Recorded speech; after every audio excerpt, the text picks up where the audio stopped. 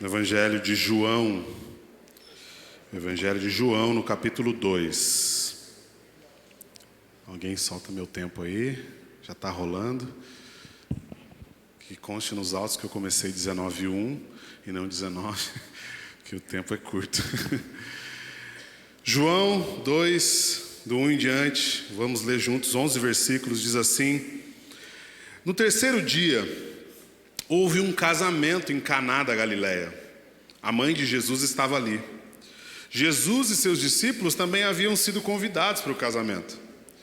Tendo acabado o vinho, a mãe de Jesus lhe disse: Eles não têm vinho. Respondeu Jesus: Que temos nós em comum, mulher? A minha hora ainda não é chegada. Sua mãe disse aos serviçais: Façam tudo o que ele mandar. Ali perto havia 6 potes de pedra, do tipo usado pelos judeus para purificações cerimoniais. Em cada pote cabiam entre 80 e 120 litros. Disse Jesus aos serviçais: Encham os potes com água, e os encheram até a borda. Então lhes disse: Agora levem um pouco ao encarregado da festa. E eles assim fizeram, e o encarregado da festa provou a água que fora transformada em vinho, sem saber de onde este viera, embora o soubessem os serviçais que estavam tirando a água. Então chamou o noivo e disse: Todos servem primeiro o melhor vinho, e depois que os convidados já beberam bastante, o vinho inferior é servido. Mas você guardou o melhor até agora. Este sinal milagroso em Caná da Galileia foi o primeiro que Jesus realizou. Revelou assim a sua glória, e os seus discípulos creram nele. Amém. Você tem um problema na sua vida hoje que só um milagre poderia resolver? Eu tenho alguns. E tem momentos da vida que só um milagre podia resolver. E a gente ora por um milagre porque Deus tem feito milagres. Nós temos falado aqui, falamos hoje de manhã, falamos agora. Quando você ora, você está diante do Senhor, o Senhor faz coisas que não há referência na humanidade. E a tendência é que a gente prefira que as soluções cheguem por milagre. É ou não é? Ou sou só eu que acho isso? Seria muito mais fácil se fosse só um milagre. E às vezes a gente está ali intensamente orando por um milagre, e a gente chega diante de Jesus com um pedido semelhante a esse que Maria chegou. Maria, sabendo quem Jesus é, seu filho, que foi anunciado por um anjo, chega para Jesus e fala assim: Escuta, acabou o vinho, eles não têm mais vinho. Aí você fala: Mas qual a importância de um casamento sem vinho? A gente está falando de uma cultura onde o casamento ele era o centro das relações sociais. Cidades muito pequenas. Então, quando novas famílias eram formadas, isso era muito importante para aquela cultura, para aquele contexto. E por isso todo mundo foi convidado. O casamento provavelmente foi ali na região de Jesus, ali na quebrada de Jesus. E por isso Jesus e os discípulos, que eram da Galileia, também foram com ele convidados para aquilo ali. Porque convidava muita gente, é isso mesmo. Festão, tipo o casamento do Lucas. Lembra? Que delícia. Para quem estava curtindo, eu estava trabalhando. Porque amigo que amigo trabalha no casamento do irmão. Não tão bem, né? Tem histórias maravilhosas. Um monte de gente. E aí aquela festona acontecendo, de repente, aquilo que era o símbolo de um começo de uma nova família. Numa cultura, importante entender, a cultura oriental é uma cultura de honra e mérito. Para um judeu ter a experiência religiosa desonrada, ou a experiência conjugal desonrada, era digno de morte. É tipo hoje quando você entra numa cultura oriental, por exemplo, você já deve ter ouvido falar que no Japão, de repente passar uma vergonha pública, a pessoa tende ao suicídio, porque ela prefere morrer do que carregar aquela vergonha.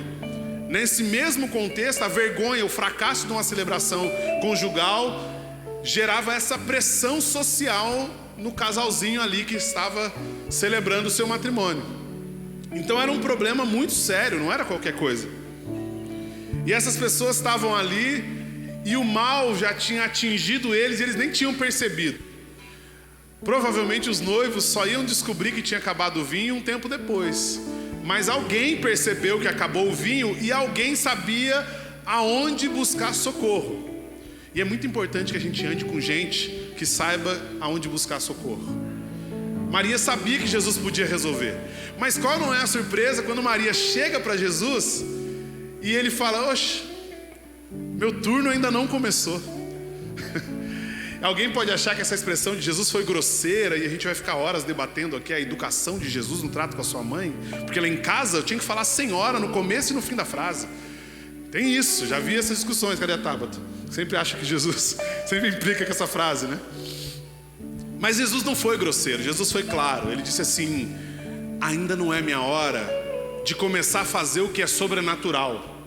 O turno, a expressão que ele usa no grego ali, que está no texto, é: meu turno não começou. O momento do milagre ainda não começou. Mas apesar de o momento do milagre ainda não ter começado, Maria resolve a questão quando ela vira e fala assim: façam então o que ele mandar. E aí os serviçais ficam olhando para ele: o que a gente faz? Se Jesus realmente não quisesse fazer nada, ele também não ia dar uma ordem para eles. E ele dá uma ordem: vai lá, peguem as talhas, que são os instrumentos religiosos cerimoniais que vocês têm aí, tudo que vocês têm de religião, peguem lá e encham isso de água até a borda. E eles obedeceram. E quando eles obedeceram, Jesus fala assim: agora pega um pouco dessa água aí e leva lá para o mestre Sala, que ele vai provar isso aí. O símbolo de Jesus mandar pegar aqueles instrumentos religiosos é porque, de uma forma ou de outra, toda casa tem um instrumento religioso. Seja uma tradição que você herdou dos seus pais, seja o frequentar o culto no domingo à noite, seja participar de um RIP, no pequeno grupo, seja qualquer outra tradição. Mas esse instrumento religioso, se ele não estiver submetido ao senhorio de Jesus Cristo, é inútil, é só uma talha vazia. Pouco importa a sua religião se o centro da sua religião não é o Senhor Jesus Cristo, o Redentor, o Salvador. E eu não estou aqui desprezando outras religiões, eu estou dizendo que Jesus é o único. E é isso que eu vou dizer até eu morrer. Isso é inegociável. E quando, sob o senhorio de Jesus, eles convertem a religião deles naquilo que Jesus mandou fazer, enchem de água, e que nesse texto simboliza a palavra, mesmo sem que Jesus tenha feito um milagre sobrenatural, o milagre acontece. A chave prática para esse texto é: se eu e você obedecermos, o milagre vai acontecer muito antes do que a gente está esperando. Sabe o que está faltando para esse problema aí acontecer? Obedecer às palavras de Jesus. Jesus tem um direcionamento para você, tem um direcionamento para mim. Se a gente obedecer muito antes do que a gente espera, a gente vai colher frutos projetados por Deus, para a glória de Deus. Eu sei que você está esperando um milagre, mas agora é a hora de obedecer. Obedeça para a glória de Deus, em nome de Jesus. Amém.